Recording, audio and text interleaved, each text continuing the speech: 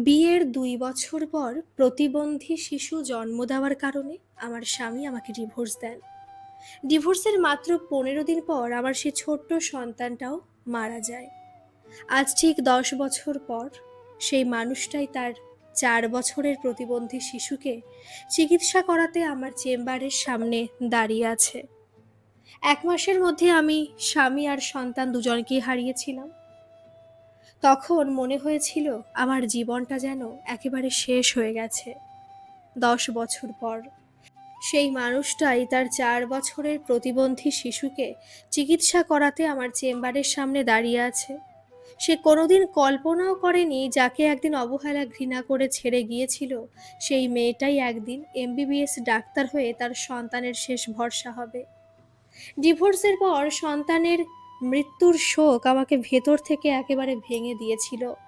কিন্তু বাবা-মা আমার হাত শক্ত করে ধরে বলেছিলেন, "কাঁদলে জীবন থেমে থাকবে না মা। আবার বই হাতে নাও।" সেই দিন থেকেই নতুন করে পথ চলা শুরু হয়েছিল আমার। চেম্বারের দরজায় বসে আমি সেদিন রোগীদের রিপোর্ট দেখছিলাম। হঠাৎ নার্স এসে বলল, "ম্যাডাম, বাইরে একজন ভদ্রলোক তার বাচ্চাকে নিয়ে অনেকক্ষণ ধরে অপেক্ষা করছেন। বাচ্চাটার অবস্থা খুব একটা ভালো না।" আমি মাথা না তুলে বললাম, "পাঠিয়ে দিন।"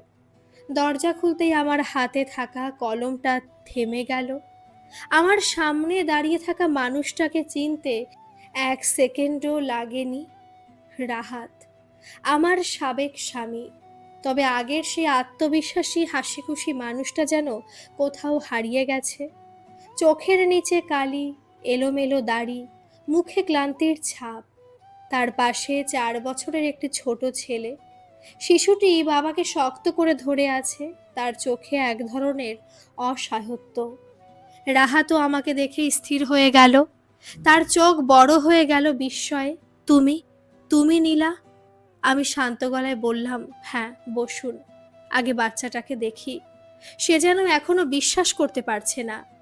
কয়েক মুহূর্ত আগেও হয়তো ভাবছিল একজন সাধারণ ডাক্তার দেখাবে, কিন্তু ভাগ্য তাকে এনে দাঁড় করিয়েছে এমন একজন মানুষের সামনে যাকে সে একদিন নিজের জীবন থেকে মুছে ফেলেছিল। আমি শিশুটিকে কাছে ডাকলাম, "বাবু, ভয় পেও না। আমি শুধু তোমাকে দেখব।"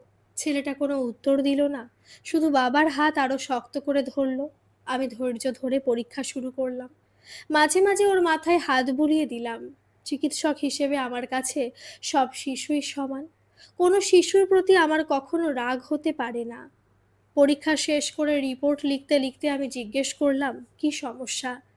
রাহাত নিচু গলায় বলল, "জন্ম থেকে ওর কিছু শারীরিক ও স্নায়বিক সমস্যা আছে। অনেক ডাক্তার দেখিয়েছি, সবাই বলছে দীর্ঘমেয়াদী চিকিৎসা লাগবে।" আমি মাথা নেড়ে প্রেসক্রিপশন লিখতে লাগলাম, কিন্তু আমার ভেতরে যেন একের পর এক পুরনো স্মৃতি ফিরে আসছিল। ১০ বছর আগে যখন আমাদের প্রথম সন্তান জন্মেছিল, তখন ডাক্তার বলেছিলেন শিশুটির কিছু বিশেষ চাহিদা থাকবে। আমি তখনও হাসপাতালের বেডে শিশুটাকে কোলে নিয়ে শুধু কাঁদছিলাম। কিন্তু আমার স্বামী আমার পাশে দাঁড়িয়ে বলেনি, "আমরা একসঙ্গে ওকে সুস্থ করে তুলব।" বরং কয়েকদিন পর থেকেই তার পরিবারের সবাই আমাকে দোষ দিতে শুরু করলো। "এমন বাচ্চা জন্ম দিয়েছে, এই মেয়েকে রেখে কি লাভ? দ্বিতীয় বাচ্চা যদিও এমন হয়, তাহলে তো বংশের বাতি নিভে যাবে।" আমি ভেবেছিলাম রাহাত অন্তত আমার পাশে থাকবে, কিন্তু সেই একদিন কাগজ এগিয়ে দিয়ে বলেছিল, "ডিভোর্সের কাগজে সই করে দাও, আমি আর পারছি না।" সেদিন আমার বুকের ভেতরটা যেন ভেঙে গিয়েছিল। ডিভোর্সের মাত্র ১৫ দিন পর আমার ছোট্ট সন্তানটাও পৃথিবী ছেড়ে চলে গেল। আমি বেঁচে ছিলাম, কিন্তু আমার ভেতরের মানুষটা যেন সেদিনই মারা গিয়েছিল। সন্তানের ছোট ছোট জামাকাপড় বুকে জড়িয়ে সারা রাত কাঁদতাম। মনে হতো আর কোনো দিন হাসতে পারবো না। ঠিক তখনই বাবা আমার পাশে বসে বলেছিলেন, "জীবন তোমার কাছ থেকে অনেক কিছু কেড়ে নিয়েছে, এবার তুমি জীবনকে কিছু ফিরিয়ে দাও।" মা আমার পুরনো বইগুলো পরিষ্কার করে টেবিলে সাজিয়ে দিয়েছিলেন। আমি আবার ইন্টারমিডিয়েটে ভর্তি হলাম। সহপাঠীরা যখন আমাকে দেখে অবাক হতো, আমি শুধু হাসতাম। কেউ জানতো না প্রতিটি বইয়ের পাতার সঙ্গে আমার সন্তানের স্মৃতি জড়িয়ে আছে। দিনে পড়াশোনা, রাতে কান্না। এভাবেই ধীরে ধীরে ইন্টারমিডিয়েট, ভর্তি পরীক্ষা, মেডিকেল কলেজ, তারপর ইন্টার্নশিপ শেষ করে আজ আমি একজন শিশু বিশেষজ্ঞ। কিন্তু একটি সিদ্ধান্ত আমি আর কখনো বদলাইনি, আমি আর বিয়ে করিনি। কারণ একজন মানুষের বিশ্বাস ভেঙে গেলে নতুন করে বিশ্বাস গড়ে তোলা খুব কঠিন। রাহাতের ডাকে আমার চিন্তা ভাঙল। সে কাঁপা গলায় বলল, আপনি মানে তুমি কি আমাকে চিনেছ? আমি তার দিকে তাকিয়ে মৃদু হাসলাম। হ্যাঁ, চিনেছি। সে মাথা নিচু করে বসে রইল। তারপর খুব আস্তে বলল, আমার তোমার সঙ্গে কিছু কথা আছে, যদি একটু সময় দাও। আমি কয়েক সেকেন্ড তার দিকে তাকিয়ে রইলাম। তার চোখে আজ সেই অহংকার নেই, আছে শুধু অনুশোচনা। কিন্তু আমি জানতাম না, সে যে কথাগুলো বলতে এসেছে সেগুলো শুনে আমার জীবনের 10 বছর আগের সবচেয়ে বড় সত্য আবার সামনে চলে আসবে। রাহাতের চোখ দুটো কান্নায় টলমল করছিল। যে মানুষটা একদিন সমস্ত অপরাধের বোঝা আমার ঘাড়ে চাপিয়ে দিয়ে নিশ্চিন্তে চলে গিয়েছিল, আজ সেই মানুষটাই আমার সামনে এক পরাজিত সৈনিকের মতো ভেঙে পড়ছে। সে কাঁপা গলায় বলল, নীলা, আমার দ্বিতীয় স্ত্রীরও এর আগে দুটো সন্তান হয়েছিল, দুটোই প্রতিবন্ধী। প্রথমজন জন্মের 3 দিন পরেই মারা যায়, আর দ্বিতীয় সন্তানটা হাত পা ছাড়া জন্মেছিল। সেও মাত্র 8 দিন বেঁচে ছিল। তারপর এই ছেলেটা হলো, ওরও একই সমস্যা। এখন পরিবারের সবাই বলে আমার ওপর নাকি কোনো অভিশাপ আছে, সব দোষ নাকি আমারই। এমনকি আমার স্ত্রীও এখন আর আমাকে সহ্য করতে পারে না। এই অসুস্থ বাচ্চাটাকে ফেলে রেখে চলে যেতে চায়। নীলা, আমি জানি এ সবই তোমার অভিশাপ।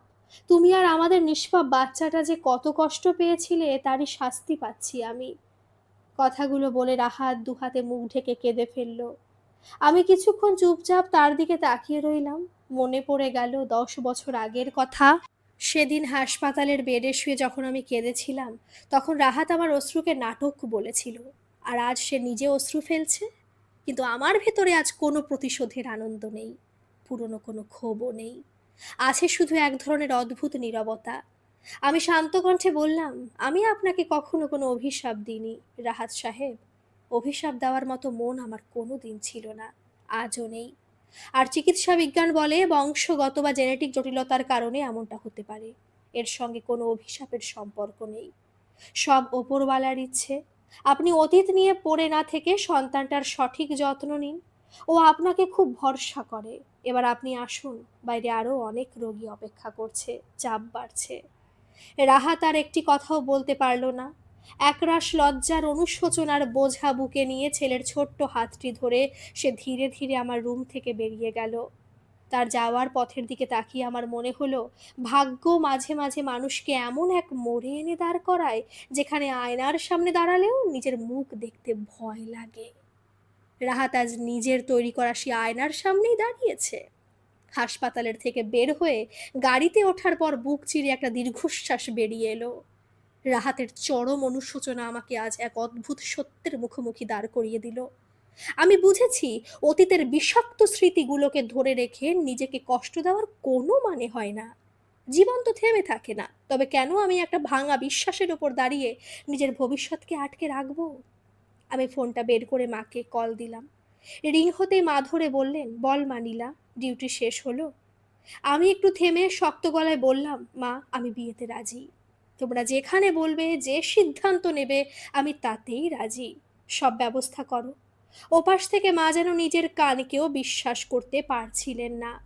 কিছু মুহূর্তের নীরবতা, তারপরে মায়ের গলার কাপা আওয়াজ ভেসে এলো, সত্যি বলছিস মা? তুই সত্যি রাজি? পাশে থাকা বাবার উৎফুল্ল কণ্ঠ শুনতে পেলাম। 10 বছর পর আমার বাবা মায়ের কণ্ঠে আজ আনন্দের জোয়ার ভাসছে। তাদের চোখ দিয়ে হয়তো জল গড়িয়ে পড়ছে, তবে তা আজ আর দুঃখের নয়, অপার শান্তির। আমি মনে মনে সিদ্ধান্ত নিয়েছিলাম, আর কোনোদিন সংসার বাঁধব না, কোনো পুরুষকে আর বিশ্বাস করব না। কিন্তু আজ রাহাতের সেই অসহায় সন্তানটাকে দেখে আর নিজের বাবা মায়ের দীর্ঘদিনের নীরব অপেক্ষা দেখে আমার ভেতরের জমে থাকা বরফ গলে গেছে। নারীর মাতৃত্ব কেবল গর্ভধারণেই সীমাবদ্ধ নয়, তার মমতা ছড়িয়ে দেওয়ার ক্ষেত্র আরো বিশাল। আঘাত আমার বিশ্বাস ভেঙেছিল সত্যি, কিন্তু জীবনের প্রতি আমার ভালোবাসা কেড়ে নিতে পারেনি। হ্যাঁ, আমি আবার নতুন করে বাঁচতে চাই। আমার বড্ড মা ডাক শুনতে ইচ্ছা করে। একটা নিষ্পাপ প্রাণকে বুকে জড়িয়ে ধরে বলতে ইচ্ছে করে, আমি আছি তো, তোর কোনো ভয় নেই।